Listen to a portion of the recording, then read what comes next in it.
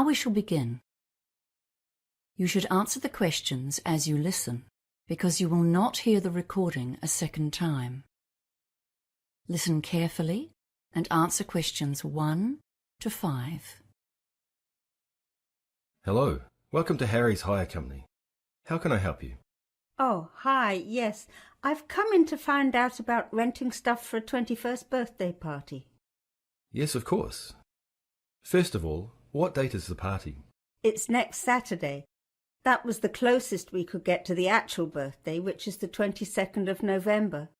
Gosh, it's hard to believe it was 21 years ago. Seems like yesterday. So the 18th of November? No, sorry. I meant the following Saturday, the 25th. Okay, we have just about everything here. Tableware, marquees, you name it, we rent it. What size of event are we talking about here? Yes, that's a good question. We were planning to have about 40 people, but you know how these things grow, and it went up to 60 at one stage. I think it's back to 55 now. Yes, that's right. It was all getting a bit out of hand. Okay, and what kind of catering and entertainment are you having? We can help with entertainment hire too. You know, if you need microphones or a sound system. Oh, that's good. We've booked a catering company and they're providing a meal. It's nothing elaborate, just finger food snacks and then a simple buffet meal. So we'll need all the usual dinner plates and bowls. I suppose 5 dozen of everything. Oh, and knives and forks too, 5 dozen sets. We won't need any cooking equipment because the caterers will do that. And they're providing tea and coffee as well. I see. And do you need any tables or chairs? Well, not tables because we wouldn't have room for them. But I suppose some extra chairs might come in handy. What type do you have? Come over here and I'll show you. We have a couple of different kinds. We do have the folding wooden ones, like these.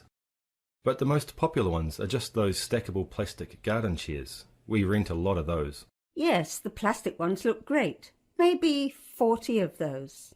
Okay. I'm making a list here as we speak. Was there anything else?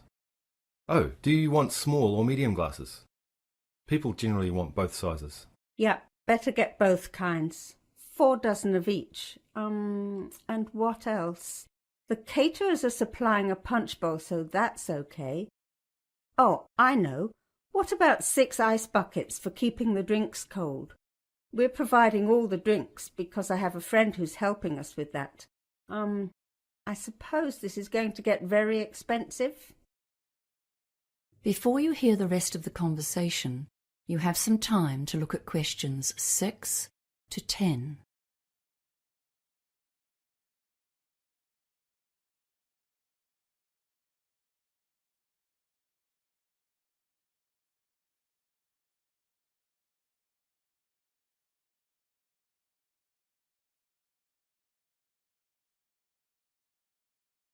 Now listen and answer questions 6 to 10.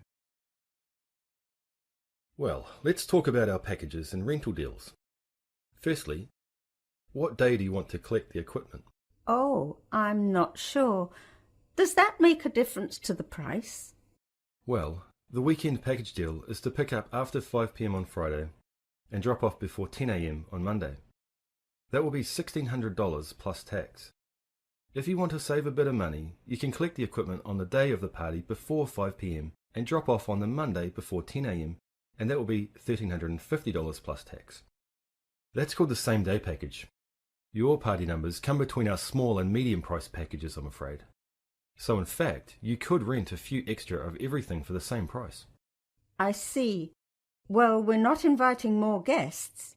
I think we have quite enough already. Are there any other hidden charges with those packages? No, not really. But if you want us to drop off and pick up at your house, there is an extra home delivery charge of $50, provided you live within 10 kilometres of here. Oh, and if you want to take out breakage insurance, that's a $60 flat fee. Otherwise, you pay for every item you break at the replacement cost. Wow, so how much is that then? I bet that soon adds up. Well, yes, it does a bit. Let's see.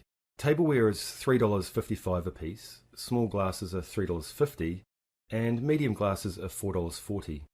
Oh, and if you break a chair, they're expensive, $15 each, and you'll be surprised what happens when the party gets going. Yes, insurance sounds like a good idea. And I think I'll take the weekend package deal, thanks. It's much more convenient, isn't it?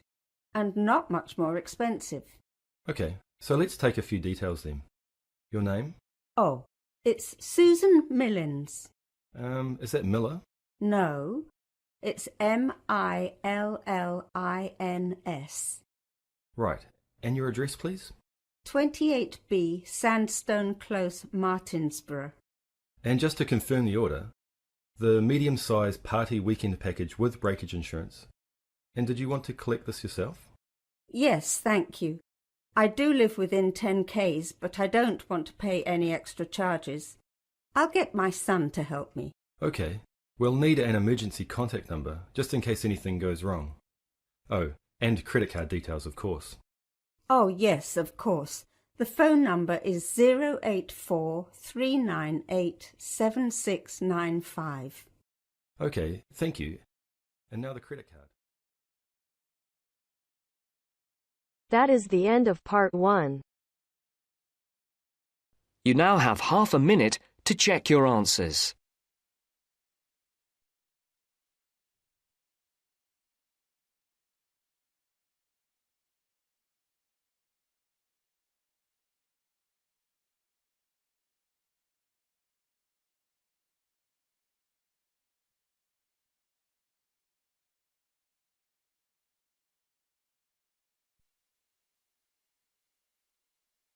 Now turns to part 2. Part 2. You will hear a receptionist, Doreen, talking to a group of parents about the Daisy Daycare Centre. First, you have time to look at questions 11 to 17.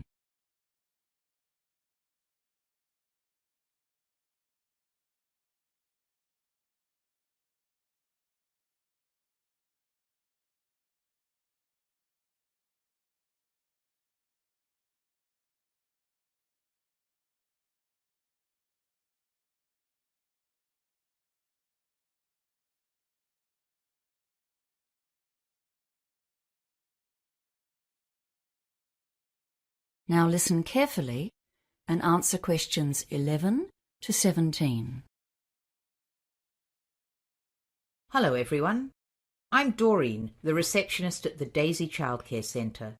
Thank you all for coming to our open evening. I'll just show you round and tell you a bit about the place. First of all, I will have to ask you to leave your sneakers and sandals, etc. here on the shoe rack, just inside the main door. You know how the young ones love crawling around the floor, so our policy is no street footwear inside. As you can see, our facility is very open plan. There are lots of different activity areas, and we like to have pretty good visibility throughout the centre. This central area to the left is where we all gather for stories, songs, and some games. That's why the big circular carpet is there.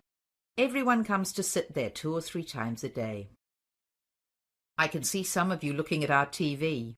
Some parents worry that we might just dump the kids there to watch rubbish all day, but of course that's not the case. In fact, we only use it occasionally. For example, we use it if we have a story on a DVD, and then we get the kids to do a bit of acting based on that. That bookcase there beside the TV gets a lot of use, though. Some of the older kids choose to sit and read or look at picture books in their free time, but we never allow them unsupervised TV. If you look along the wall on the far side of the little gate leading into the main room, you can see our kitchen play area. It has lots of utensils, pots and pans. And that cupboard closer to the corner is the dress-up cupboard. That's a very popular area, with the boys as well as the girls. You'd be surprised how much the boys get into acting and make-believe. Now over here, opposite the gate and behind the big lunch table, are the sinks and the painting area, and then the doors to the outside. To the right of those outside doors, you can see hooks and little cubby holes on the wall for coats, bags, and outdoor shoes. The children can keep slippers in there, but most of them run around indoors in their socks or bare feet. If you can bear it, I think we should pop out into the cold for a moment to have a look round outdoors. We'll just stay under the veranda. The sandpit is over there at the far left of the outside area, and that box next to it is storage space for buckets and spades, and lots of trucks and diggers to push around or even ride on.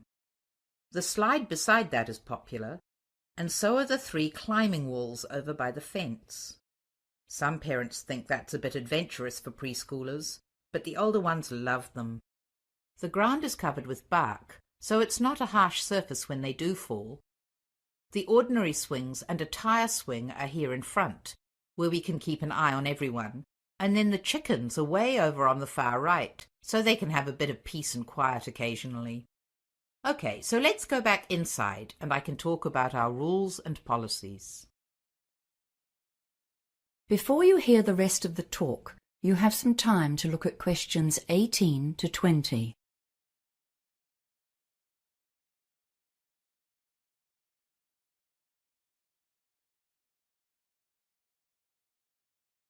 Now listen and answer questions 18 to 20. As you probably already know, the government sets limits on adult-child ratios, but we try to improve on those wherever we can. There are different ratios for under and over 2-year-olds. For the under 2s, the rules are 1 adult to 4 children, and we basically stick to that, except that we have an extra roving staff member with no allocated children who helps out wherever there's a need. The older kids have a 1 to 8 ratio, and again we try to have an extra staff member on site. All of our staff are fully qualified, but we do have trainees from the local polytech at certain times of year. We do have pretty strict rules about pickup times here. It's a real problem if parents are late, and we end up with far too many kids for the number of staff. So we ask you to be very punctual about collecting your children. We have had to ask a couple of consistently late parents to leave, but of course this is only a last resort. We have quite a long waiting list here, especially for the over 2s, but you're welcome to put your name down. The average lead time is usually about 9 months, but sometimes we get unexpected vacancies. For example, maybe a family has to move to another city for work or something, so their child is withdrawn. This means, if you're lucky, your child could be admitted in 3 months or so. Now, are there any questions?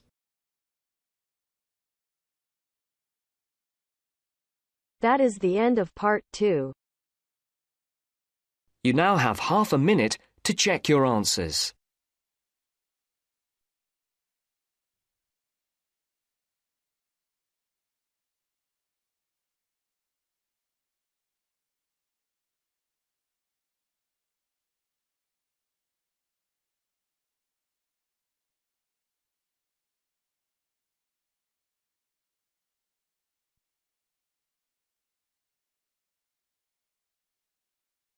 Now turns to part 3.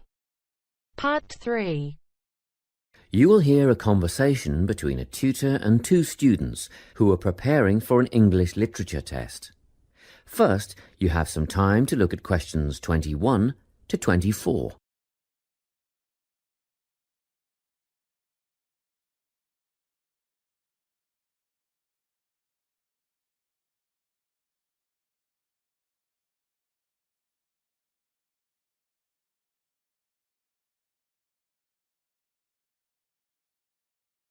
Listen carefully and answer questions 21 to 24.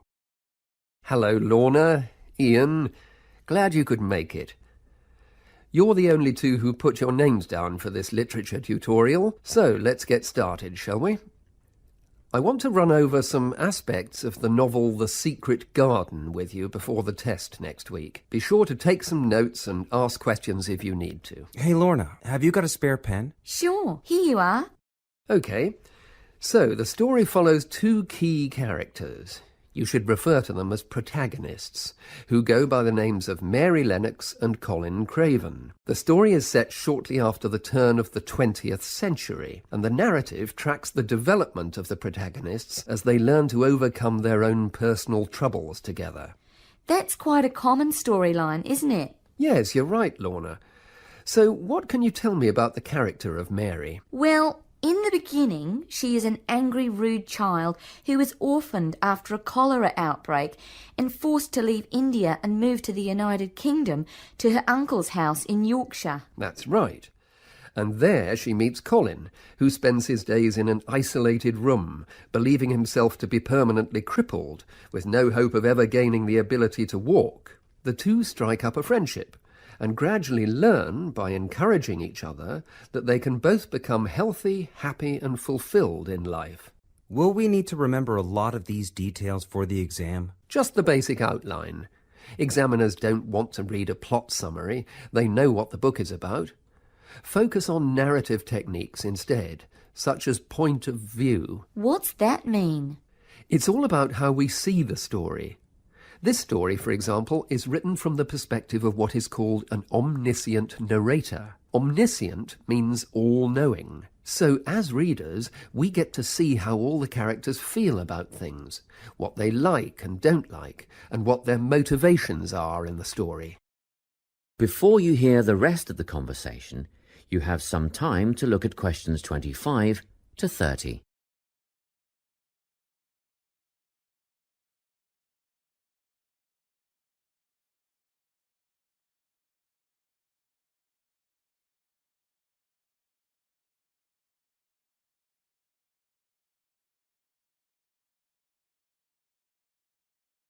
Now listen and answer questions 25 to 30. Won't it be hard to write a technical analysis? After all, it's a kid's book. Well, it was initially pitched at adults, you know. But over the years it has become seen as a more youth-orientated work. And you're right in a sense. The simple vocabulary and absence of foreshadowing make the story very easy to follow and ideally suited for children. But that doesn't mean there isn't much to analyse. Look at the symbolism, for instance. Symbols are things, right? Material things like objects that stand for abstract ideas. Absolutely, yes. And the author uses many of them. There's the robin redbreast, for example, which symbolises the wise and gentle nature that Mary will soon adopt. Note that the robin is described as not at all like the birds in India. Roses are used as well, as a personal symbol for Mistress Craven. You'll see they're always mentioned alongside her name, and Mistress Craven's portrait can also be interpreted as a symbol of her spirit. Are symbols just another name for motifs? No, motifs are a bit different. They don't have as direct a connection with something the way that a symbol does. Motifs are simply recurring elements of the story that support the mood. Are there any in this novel? Yes, two very important ones. The Garden of Eden is a motif. It comes up a few times in connection with the garden of the story. And then you've got the role that secrets play in the story. In the beginning, everything is steeped in secrecy, and slowly the characters share their secrets, and in the process move from darkness to lightness, metaphorically, but also, in the case of Colin, quite literally. His room in the beginning has the curtains drawn, and he appears at the end in the brightness of the garden. Anything else we need to know about? Yes. Nearly all novels explore universal concepts that everyone has experienced. Things like love, family, loneliness, friendship. These are called themes. The Secret Garden has a few themes that all centre on the idea of connections. The novel explores, for example, the way that health can determine and be determined by our outlook on life. As Colin's health improves, so too do his perceptions of his strength and possibility. The author also examines the link between our environment and our physical and emotional prosperity. The dark, cramped rooms of the manor house stifle the development of our protagonists. The garden and natural environments allow them to blossom, just as the flowers do. Finally, this book looks at connections between individuals, namely Mary and Colin. This necessity of human companionship is the novel's most significant theme, because none of their development as individuals would have occurred without their knowing each other. Well, that about sums it up, I think. That's a great help, thanks. Yes, thanks very much.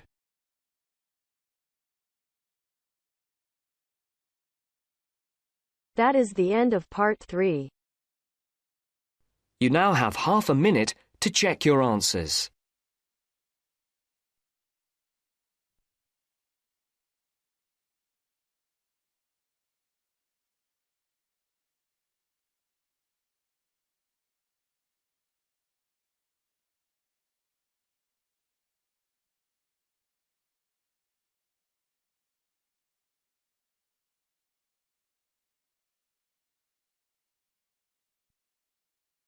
Now turns to part 4.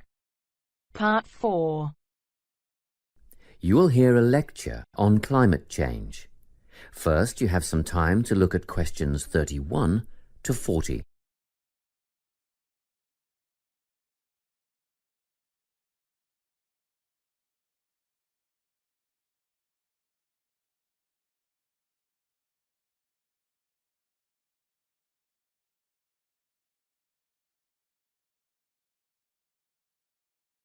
Listen carefully and answer questions 31 to 40. This lecture in environmental studies is on the topic of human influence on climate change. First, I'll outline some of the factors affecting climate, then go on to discuss what has already occurred, and finish up by speculating on the effects. Previously, we've covered how factors such as ocean currents and prevailing winds affect climate change naturally.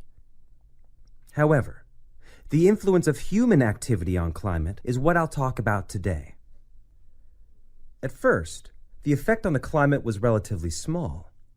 Trees were cut down to provide fuel for fires, and, as we know, trees absorb carbon dioxide and produce oxygen, so the amount of carbon dioxide in the atmosphere would have increased, but not noticeably. So, in what ways has human activity really impacted on the climate? A major contributor was the advent of the Industrial Revolution at the end of the 18th century, combined with the invention of the combustion engine. In addition, Earth's burgeoning population has had a marked effect on climate. The first two factors saw increased amounts of carbon dioxide being released into the atmosphere from the burning of fossil fuels, such as coal and oil. The final one, human expansion, has resulted in deforestation on such a scale that the extra carbon dioxide in the air cannot be soaked up and converted into oxygen by the remaining trees. Okay, so what has already happened? Well, global temperatures have risen by 0.6 degrees Celsius in the last 130 years. Levels of carbon dioxide, methane, and nitrous oxide gases have escalated. Carbon dioxide concentrations have climbed by 30%, and methane levels have increased by 145% since the beginning of the Industrial Revolution. Gas, produced by fossil fuel extraction, livestock, and paddy fields, is primarily responsible for the growth of methane levels. Nitrous oxide, or N2O, comes from natural sources, wet tropical forests, for instance. But it is also produced by human-related activities, such as agriculture, which uses synthetic nitrogen fertilizers, rubbish disposal systems, and vehicle emissions. How do gases like carbon dioxide and methane affect the climate? Well, this is what we call the greenhouse effect. Under normal conditions, the sun's rays hit the Earth and some are reflected back into space. However, these gases, CO2 and methane, create a barrier in the atmosphere, which prevents a proportion of the sun's rays from being reflected back into space. And, instead, the gases become trapped in the atmosphere. It's simple, really. Because the sun's rays can't escape, the Earth heats up. What are the possible effects? Firstly, a rise in sea levels. We already know that the Arctic ice cap has melted and shrunk considerably, and great chunks of ice have been lost from Antarctica. In 1998, it was reported that 46 million people lived in areas at risk of flooding, and the number of people at risk will increase significantly if sea levels rise. It is estimated that a rise of only 50 centimeters would put that number at 92 million. Further projections would see a rise of 1 meter put 118 million people in danger of losing their homes and livelihoods, not to mention the loss of prime, fertile farmland. Experts predict a rise of at least 50 centimeters over the next 50 years or so. Secondly, there would be a modification of vegetation zones, with changes in the boundaries between grassland, shrubland, forest, and desert. This is already causing famine in arid areas of northeastern Africa, and has instigated, and will continue to instigate, mass movements of people away from dry regions. What we are seeing now is only the first stage, with temporary camps for climate refugees already at overcapacity. In the future, there will be significant migration resulting in extreme overcrowding of towns and cities. Another potentially disastrous effect of climate change is an increase in the range and distribution of pests, which could bring about an increase in the prevalence of certain diseases.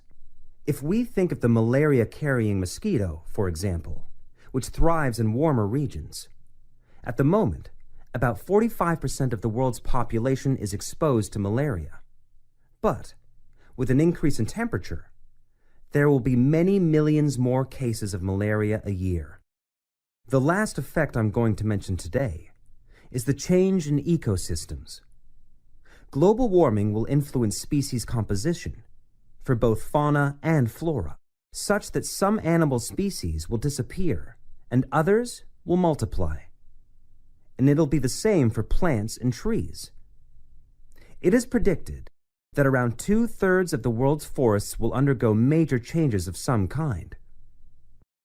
Scientists also expect deserts will become hotter, and, of course, desertification will continue at an increasingly worrying rate, and will become harder, if not impossible, to reverse.